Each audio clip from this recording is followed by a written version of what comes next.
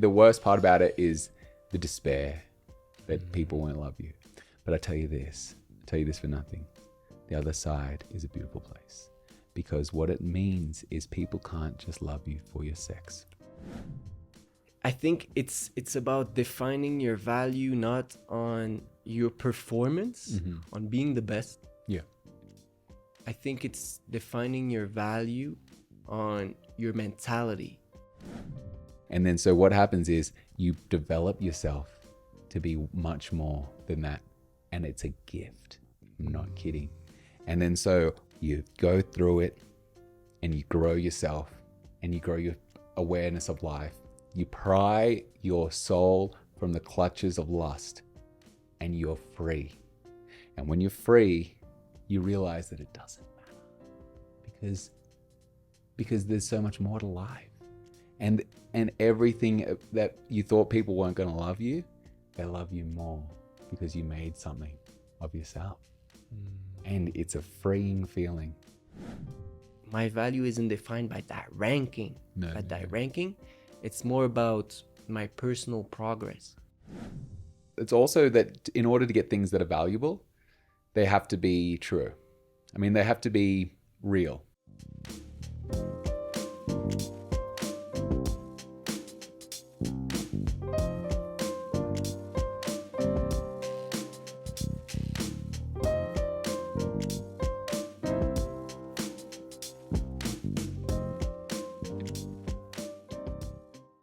Welcome back, everyone, to a new episode. Today I have my friend Flynn, who is here with us. He came from Australia to Bogota to see his girlfriend, who he's soon going to marry. So that's very exciting. Maybe Flynn, if you want to present yourself a bit. Yeah, it's a funny thing to present yourself. Let me say, yeah, it's been a really great trip. Me and Ariel hadn't seen each other for 2 months before I came, and then I saw her for a month, and then 2 months before that. And so we've spent like 4 months together straight, which has been really cool. I said to Ariel that it's been transformative the other day, and she didn't really know what I was talking about.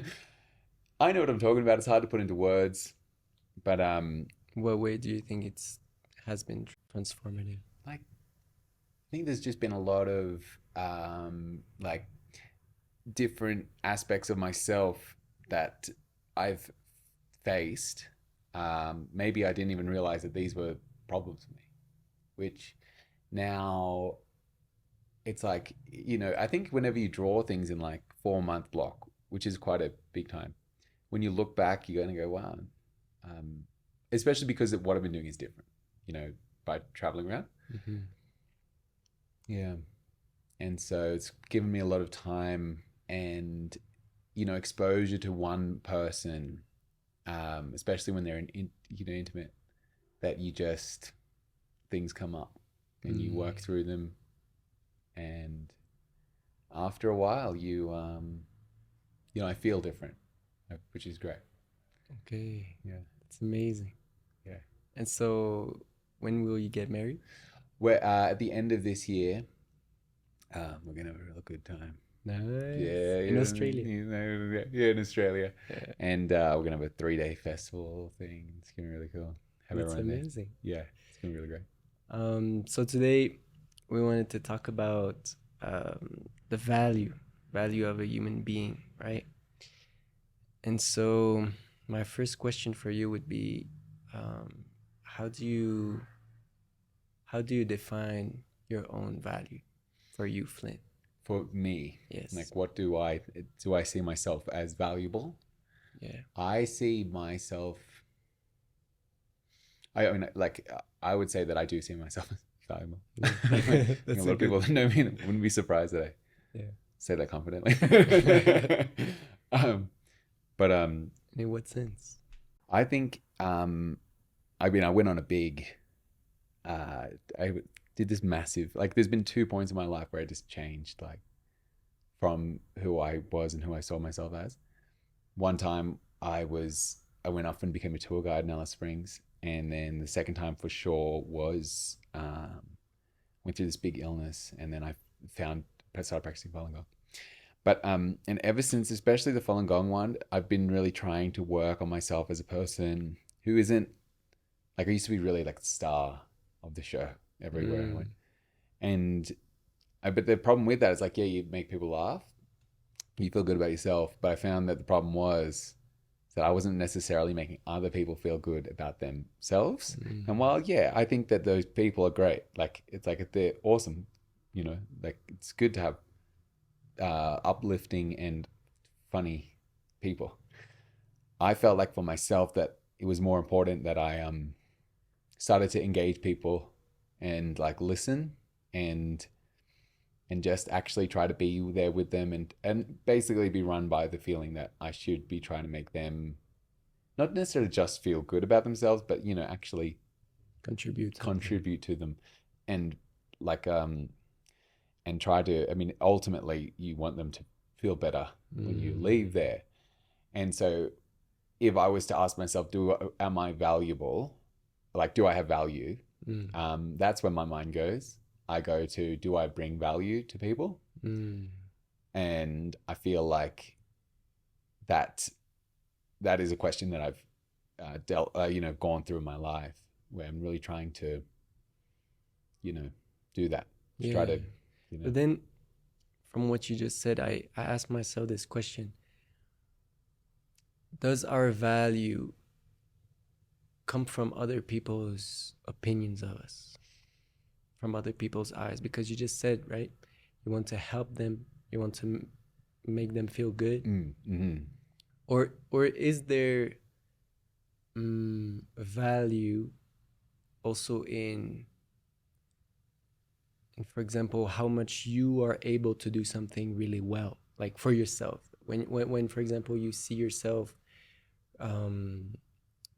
being able to pursue your dreams, being able to continuously show up, when you see progression in your own journey, you know, like maybe there are two different types of value.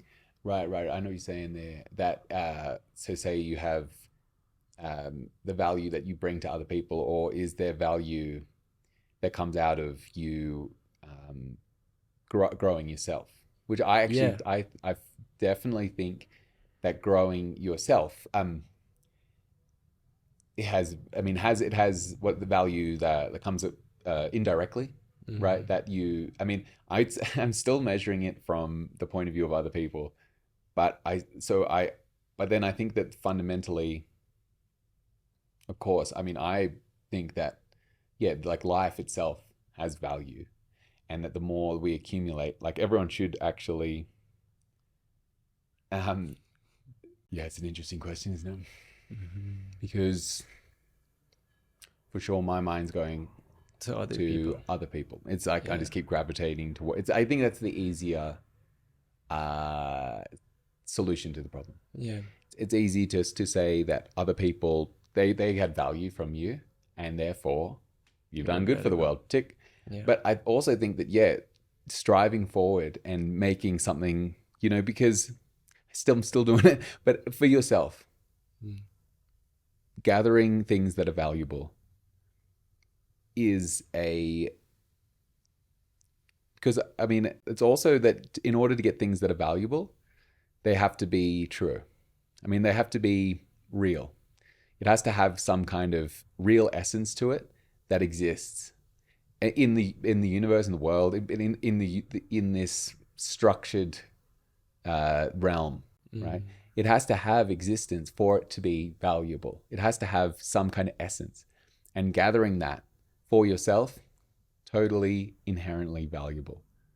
And so I think that that's super true. In what way do you bring that for yourself? What do you mean? For myself, in terms of things that are inherently valuable. Okay, so art, for me, I play music. And I think that art, music especially, is a difficult art to not include other people in. If you show it to them or collaborate with them, maybe it's just me. Maybe there's some other people that disagree with me. I just feel like music is an art to share. Mm. Now, you ask me things that I do that are inherently valuable to me, and I would say number one, primarily 100%, meditation is like, I could actually be content no one knowing that I was meditating. Yeah. And just be like, yeah, don't worry about that. Like, you do not need to tell anyone. Don't worry about it. Because it's like, for me, that's...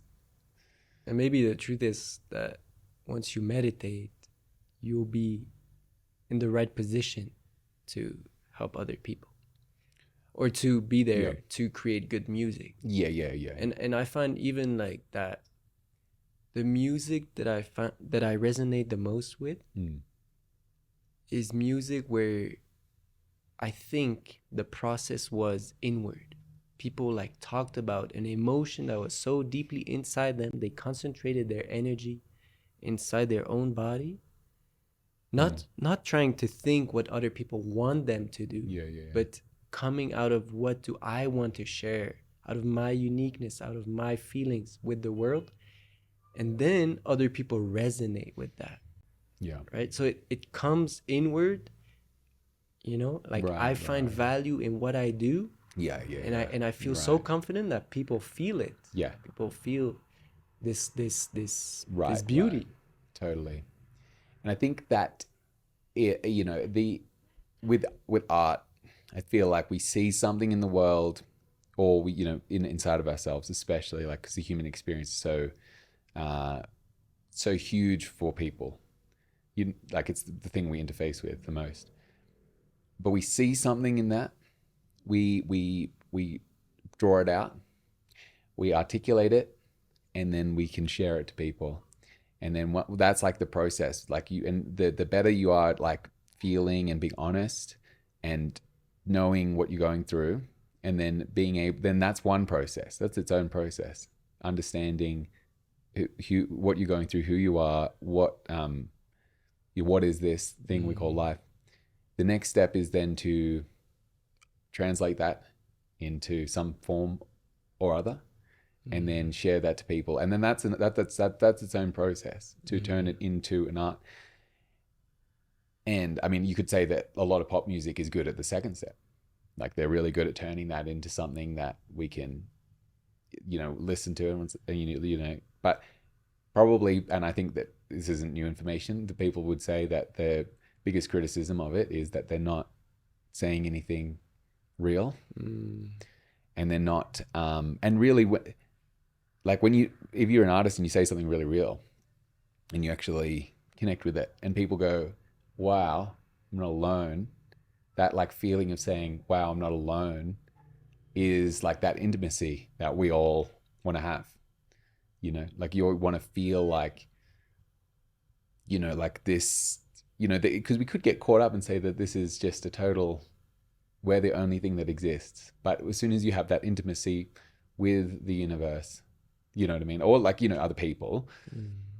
I'm just saying that you want to be able to connect and feel like, oh my gosh, there is intelligence outside of myself and I can interact with it. Yeah. Yeah. And I think it brings me to thinking of, how can I even have value in myself and exist if I don't interact with other human beings? Like, it's almost like I need other human beings in order to express myself. Yeah, expression. Like, if there's no one and I'm just singing for myself, great. Yeah. But the feeling of expressing yourself in front of a crowd, or like, not even like your friends or family, it's like, wow, like I'm able to express myself. Because, for example, right now, like, Fatima is in the north of Colombia, and I've been, being alone in the apartment, and then I was like, well, I'm not talking that much. Like, I'm not talking at all. Actually, I'm more listening to podcasts or things like that. But the moment that I got her on the phone, I was able to make a joke. And I was like, I need other people. You Yeah, know yeah, what I yeah, mean? yeah. It's so funny. Like otherwise, how do I express myself? Totally, totally. And you, and also when I think two things, when you're alone for a long time, as soon as you start talking to people, you start making jokes. Like if you haven't been alone for too long. Yeah. I mean, it's funny that you said that because that's what I was going through. But the second thing is that we forget. You really forget when you've been alone for a while that like talking to people so important. Like it's just this thing that we have that brings. I mean, I know this for myself, and sometimes I say things abstractly, and like maybe other people don't go through this, but for me, totally, I just forget, and then when I'm talking to people, I realize how enriching it is, and that expression is really, it's very important. Yeah. Super, super important. And it, I mean, let's say it's super like revivifying because it's just like you start talking to people and you're like, oh my gosh, and like it's like all of those things that I had to do, right? I feel like I can take them on, right? That's really what I feel when I start talking to people. I get energized and I feel like all my problems are way less, and then I can actually do something about it, and so it changes my whole outlook, which is super true. I think expression is one thing, but if we're talking about value, it's funny because we flipped because now I'm going back on what you were saying to begin with. Is there inherent value in finding in just let's say going towards what you find successful, or what do you define success and going towards there? I think that's a fair enough question and definition of the question, because if you define success as you want to feel at peace, which I think is a great definition of success, and you go towards that, is that inherently valuable without sharing that? And I think it is. I think if I could be peaceful and no one noticed or no one knew, I would be like, please. You know what I mean? Yeah. Please. That would be fantastic. And so I think that I think many artists would love that. yeah. Not the paparazzi. Oh, for sure. And all the people who write about them. And, Yeah. like trying to find peace, but also contributing something to the world. Right. And that's yeah, for sure. If you could get that balance right, I think you'd feel really fulfilled. And I also think that like it's not like what you're saying about the good artists look inside themselves. They say something real, and they express it really in a truthful way. Yeah. That is actually really, I think that if you had a lot of influence, right, I think you'd want that to be your, like, why you have influence is because you're saying real things. I think that if you were just had influence because you were good at something else in some other way that allowed you to have influence without enriching people through your like expression of life, I think that eventually you might be like, I mean, for me, it's something that I think about this actually, and that you'd want to make sure that you're really enriching people's lives, because to have that much influence and not positively, like not a positive influence, I just feel like it might be a big regret. Yeah. Yeah. Have you ever felt that before? You mentioned that there was a time where you were the life of the party, but it felt as though you weren't enriching other people. How did that play? Let's say that I got regrets. I got regrets.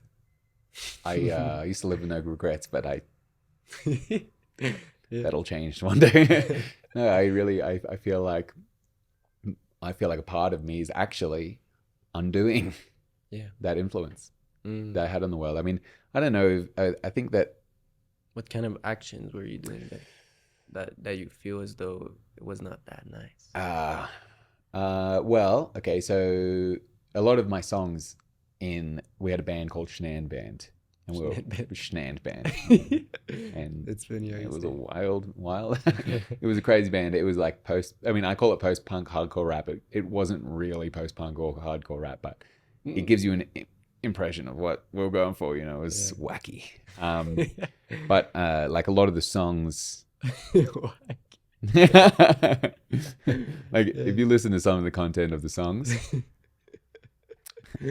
it's like it's just foul, very foul lyrics. And so like I look back at that and I go, I won't repeat it. If you're watching it and you're going, we want to know the words, I'm not going to repeat it, because that's definitely something that I feel like just by saying what I said, I've degraded people's standard of what morality, like I've dropped it down, which is the wrong way. Because it's hard to be a moral person. Like it's hard to, because all of these different things, and the more we have people saying like what I was talking about, like the content was just didn't allow people to overcome their desires, or let's say not just desire, but the things that they can't, that are destroying their lives. And if they can't overcome them, then it's going to continue to eat away at them.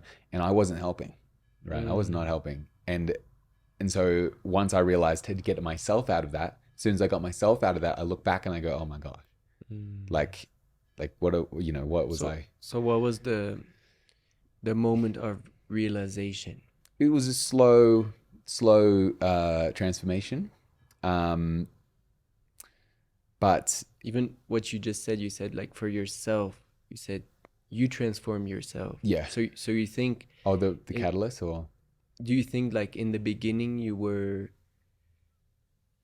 relating to the lyrics that you were singing or playing, because in your own life something like that was happening? Well, like you were kind of lost also, or something like that? Yeah, I mean, I was writing things to be edgy, I guess, and the reason that I was writing things like that, wasn't trying to articulate anything about meaning about life or anything like this. I was trying to be edgy and write things that people would think were cool, and because of that, So you think you were trying to be what other people wanted to? Like I was trying to write things that were outside of what people could, make. I think I was just outside the box. Outside the box, be a bit crazy, right? Be the craziest guy. This one time I was at a party and I shook a guy, and then he didn't like that, and my friend had to talk to me. I was really embarrassed after that party. I had no control over myself at that party. It was, and because of alcohol? Because of alcohol and yourself and myself, and but and then after the party I remember I left and I just was waiting for my ex-girlfriend to come out, and I sat down on a couch and I was like, what the hell did I just do? And it was immediately I was like, I just had no control over myself just then. Was that a moment of realization? Like I wish it was. I think I stopped going to parties. That was my solution. But the big change happened when I got especially ill. And I think it was because of my lifestyle. And then basically I started practicing Falun Gong. And a lot of I had structuring it. Like I could actually understand what I was going through, and then I could actually have a way to move forward that was meaningful, and it made meaning out of everything that I was going through. And it was, also and so then that was really great for me because, it was something that really made me feel like But what was the thing that you were going through that you think that? Yeah. If you want to go into detail, if not, I can get into detail. I had genital herpes. Okay. And I had the one where the doctor says that you got the worst one he's ever seen.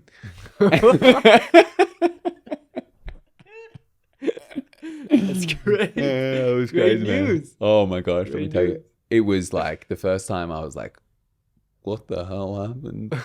What happened? Like, I was Do you like, think that led to like all these things? I tell you this, it was the worst sight.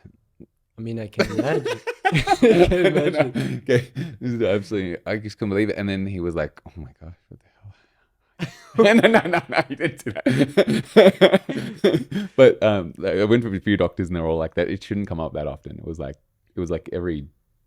something like every night. It was either every 2 weeks, and 9 of those days was I was going through the herpes a lot. My it's ex crazy. had that too. Oh yeah, fair enough. Yeah, It's pretty you intense. know what, the worst part about it is the despair that people won't love you. But I tell you this for nothing. The other side is a beautiful place, because what it means is people can't just love you for your sex. Yes, 100%, right? And then so what happens is you develop yourself to be much more than that, and it's a gift. I'm not kidding. And then so what happens is you go through it and you grow yourself and you grow your awareness of life. You pry your soul from the clutches of lust and you're free. And when you're free, you realize that it doesn't matter because there's so much more to life. And everything that you thought people weren't going to love you, they love you more because you made something of yourself. And it's a freeing feeling. And so that was a big journey. Man, I love that. Yeah, that's Man, it's seriously it's true and crazy. And that one was like, my dad says I went through hell and back with that one, and I did.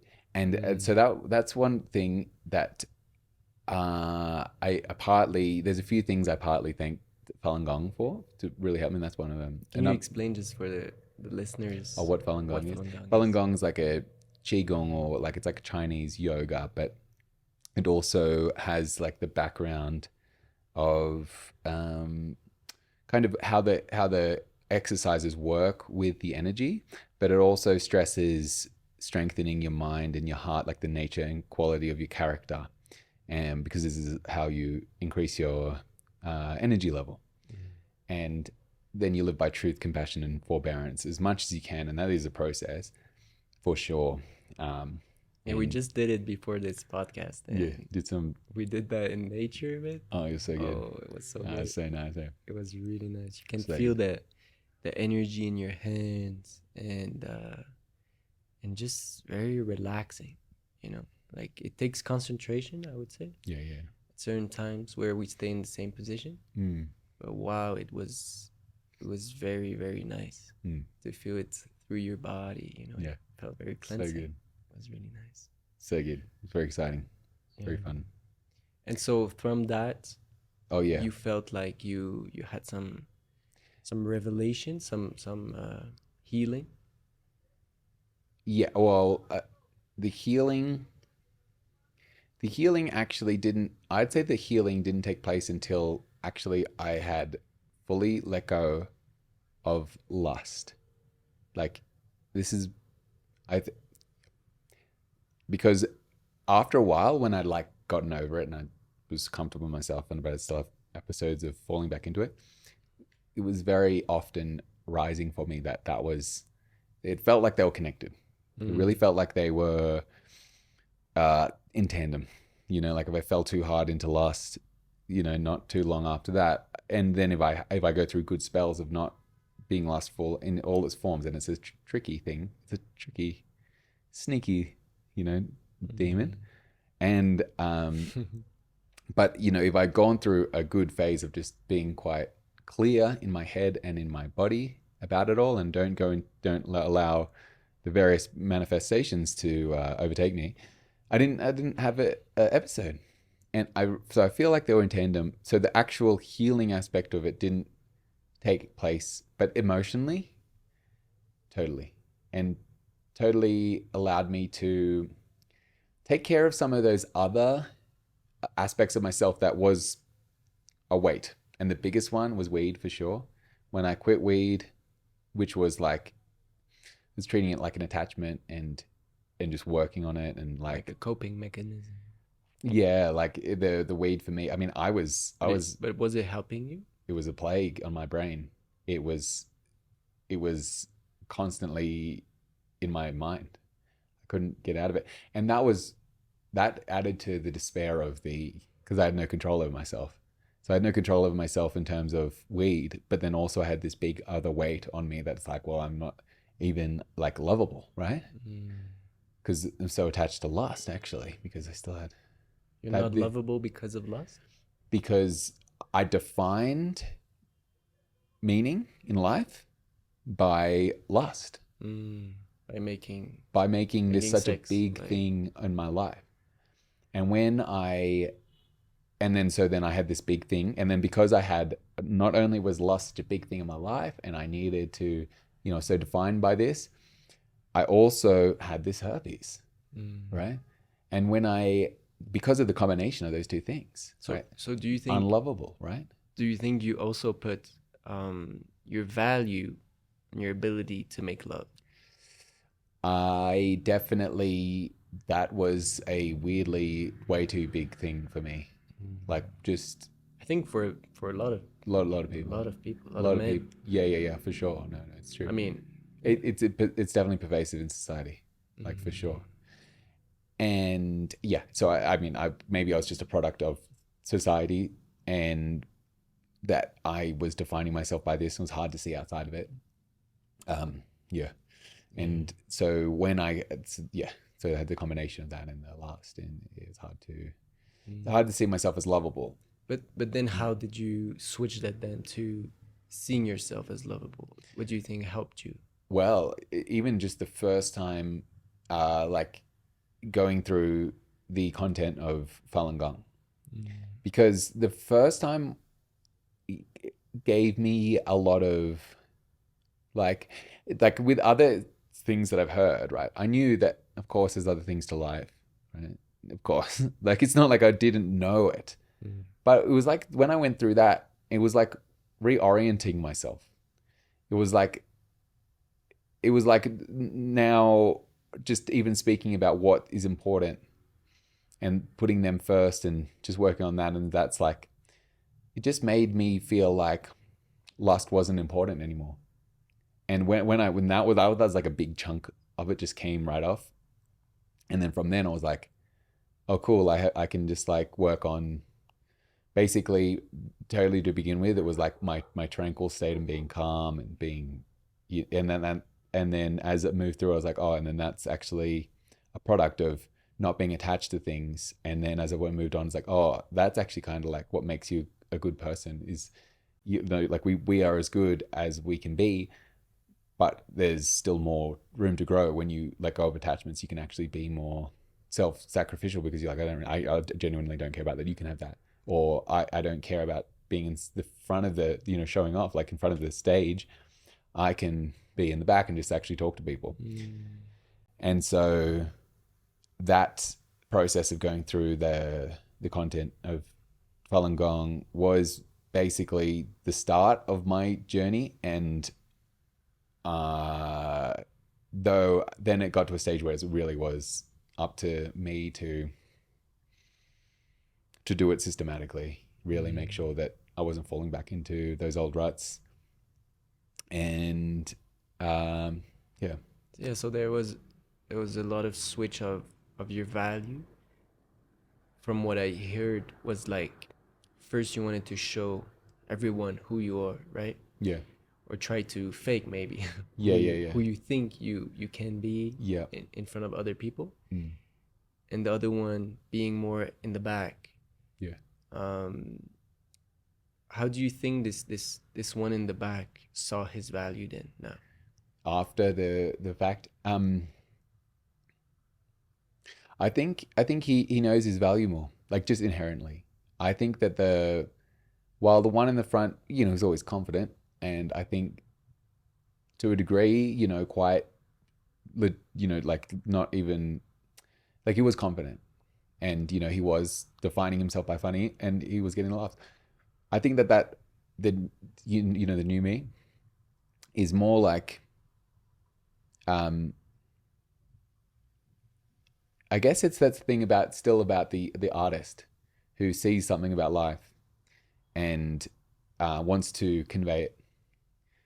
And that, I think, is more true now that I have a deeper sense of peace. And although it's harder to convey, like it's harder to get across than jokes, even though I still do jokes, you know, and it's like, I can't avoid it. But it's nice. Yeah, it's good. It's a good time. And so it's fun. It's a good thing to do. It's just that now I guess I see the calmness and tranquility, and also kind of starting to think, you know, like I do have a sense of calmness in me. Like it's in me. It's inside me. And it would be great to be able to, you know, I mean, if other people had this calmness, I think that would be a across the board good thing.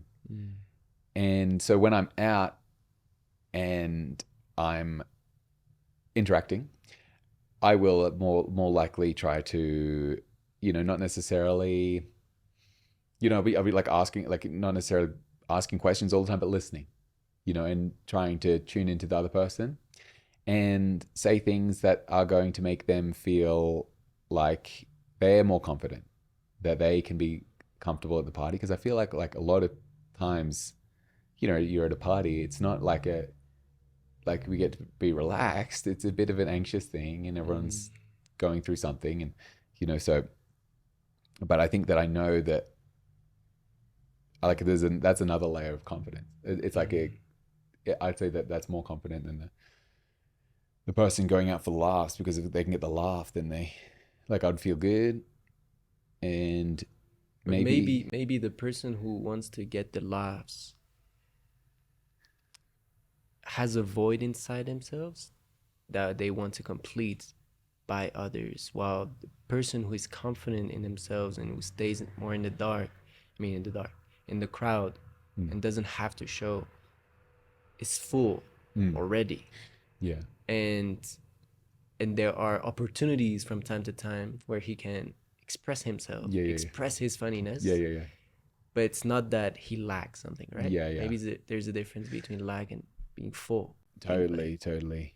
I think, especially with like when I would go out, like that time that I was shaking that dude, going crazy. Like I was totally lacking that night. Like just so, I reckon I was really trying to be the craziest person at the party. Yeah. I was competing, and people didn't want to be competed with, right? And so this was really like I was chasing something, right? I mean, there was a few times in that night where I settled myself down and I was fine. Settled myself down, said a joke, it was a funny joke. Settled myself down and was cool. But I really, like, that is like so far from where I am now. Like now of course you're going to go out, and it's not like, you know, you still need to be there with the people, and I still have things inside of myself that I look at and I go, I shouldn't feel that competition, or I shouldn't feel that jealousy or whatever it is, right? Yeah. And so those are the things I work on, and I think that the difference now is that I see that life is like a journey of dealing with those things. That, I mean, when I'm at my best, that's what I think. Of course, we're, you know, dealing with the things. But when I'm at my best, I know that, yeah, I feel this competition, but that's not because it's a real feeling that I need to feel competition with this person. It's that I need to work on myself. And as soon as I do that, then you're like, okay, cool, we're having a good time now. But I'm like really lucky that I know that, I think. I feel like, and that's something that, you know, there's a few things I thank Falun Gong for, and that's like just that lesson that life is about looking at yourself for your where to grow, rather than look at somebody else or think it's something.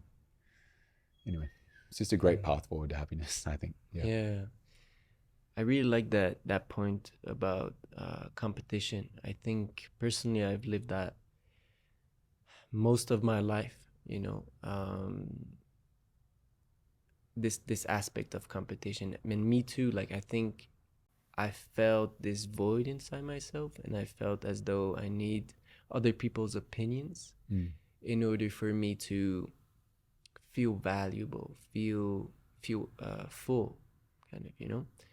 But the way I would get that would be, if I'm the best at this thing, and everyone agrees that I'm the best at this thing, then everyone will love me in a certain way, you know. And also in the sense that, imagine I'm with a partner, right? You want to be the best for your partner, and more specifically, I think before I felt as though I don't want this person to leave me for someone who's better than me, right? So I want to be the best at everything. And anytime I see someone like being better at football, being better at tennis, being better, I think like, okay, I'm going to beat this person. Right. So that my partner is going to stay with me, right? But it's out of a place of fear. It's out of a place also of, I can't control, because honestly, like, I can't control who she thinks is the best in her opinion. And also, I've realized that there are times where, well, honestly, she might find someone, I mean, maybe not my partner, but someone might find another person who is not as good as me at football better than me in her relationship, right? Or for example, I mean, let's switch this up. I think it's about defining your value not on your performance, on being the best. Yeah. I think it's defining your value on your mentality, on, for example, how do I react? How do I respond when I lose? I think that's such a high value person who can like treat loss with a beautiful mindset, right? And how do I interact with other people who win? With other people who lose and I win. You know, it's not about the end goal when I win at bowling or when I lose at bowling. I think my value isn't defined by that ranking. Ranking, it's more about my personal progress. Right? It's like, okay, maybe I couldn't do this well. You know what? It's okay. You know, it's a learning experience. That's the mindset. It's a learning experience. Next time, what can I do in order to throw the ball better? And not only that, it's like, how in that same moment that I'm not throwing well, can I be encouraging to other people around me? Like, okay, you got this. Let's go. You can do it. Right? And then just that is value too, being encouraging to other people.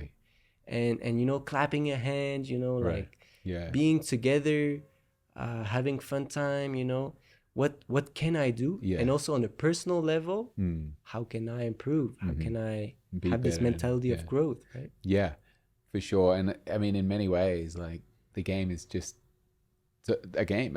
Actually, what's more real is how we react to the game, you know, because it's like, really, I mean, what you actually, what do you like more? Do you like the people, do you like having friends and actually having good friends and having really good friends and having really good moments with them? Or do you like bowling or whatever it is, golf, or, you know, like, do you like the game more, or do you like the humans? And I really feel like without the humans aspect to it, the games are just, they're the side show.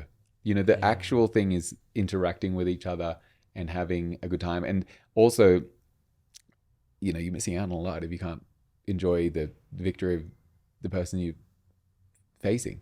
You know, if you can't enjoy if you can't enjoy your friend's victory that you're versing in whatever, squash or whatever it is. I think squash could play. I mean, I don't even know why. I think my friend's probably better at me than this. But, you know, if you can't enjoy their victory, then half the time you got to suffer. You know what I mean? And then the other half the time, your friend's got to suffer. You know what I mean? But it's an interesting thing that's like, of course, growth mindset. In fact, what you're saying just then made me think of like when my friends playing, I always try to watch them and try to figure out where I can beat them. But what I'm probably not doing, and I should do this more, is figure out where they're good and try to emulate them. Even if that doesn't necessarily mean I'm going to win, just see how it's a personal improvement. It's a personal improvement. See how they're good, and be like, oh yeah, okay, there we go. Let's try to do it their way, just to improve. Yeah. And I think that that's a great quality, just to emulate them. And you go, hey, I saw you do this, and now I'm doing this. And how good's that? Because then you get to be like, we're doing this together. It's not, we're not doing it against each other. We're doing this together. And really, that's a good way forward to make it more like have you ever heard the idea of like the finite game or infinite game? Like, yes, self-growth is an infinite game, and all these other games are like finite. And you think that it's like at the end of a finite game, there's a winner and a loser. And so if you're versing someone, like I play my friend in squash all the time, right? And it's, if I approach it like, this is just a catalyst for my self-growth. This is just a way I'm going to grow. And if I lose, actually, it's good. It's a good thing, because you can see where you need to grow. Yeah. And that's fantastic to see where you need to grow. I think it's so much healthier. And I think that's something for me for sure. Like, I used to play chess online a lot. And then every time I'd lose, man, I was burning. I was burning. You know what I mean? Like, how do you really be like, yeah, you're like, oh, chess. It's why? a difficult game. Yeah. This is the end of this episode. I hope you found value in this conversation as much as we did. And I'll see you in the next one. Take care of yourself. Peace.